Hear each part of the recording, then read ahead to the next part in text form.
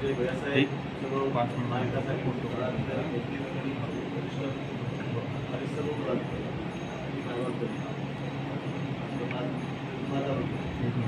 खरं तर आपल्याला कल्पना आहे की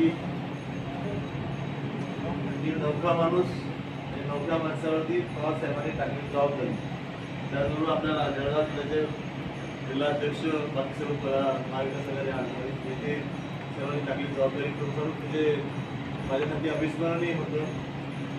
अगदी स्ट्रेंजर होतं, नवीन होतं अगदी, परंतु ते पेलवण्याचं काम सर्व आपण पदाधिकारी जनतेने कारण की ही निवडणूक प्रत्येकाने स्वतः उमेदवार म्हणून हातात घेतली. त्यामुळेच माझ्यासारख्या लोकांना ते दिसू शकतो.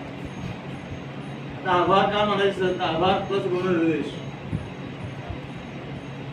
निवडणूक आल्यानंतर किंवा काय झाल्यानंतर सर्वच करतात, तर त्याच्या आधी आपण सर्वांनी कामं केलेली आहेत. आपण आपले रात्रदिवस दिलेले आहेत, आपली मेहनत दिलेली आहे. कुठेतरी मला जाणवलं की हे करायला पाहिजे.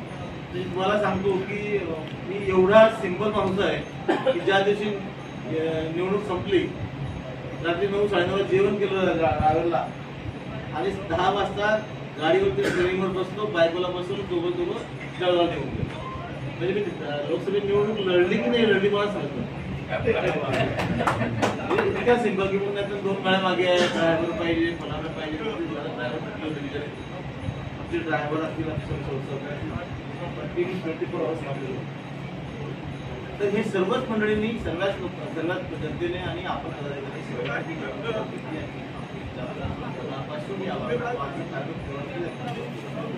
कोणी काय केलं काय नाही केलं त्याच्यासाठी जो विषय निघून गेला त्याच्यावर बोललं ते आपल्याला पुढे जायचं आणि पुढे चालण्यासाठी आपल्याला मागचा विषय घ्यायचा असतो.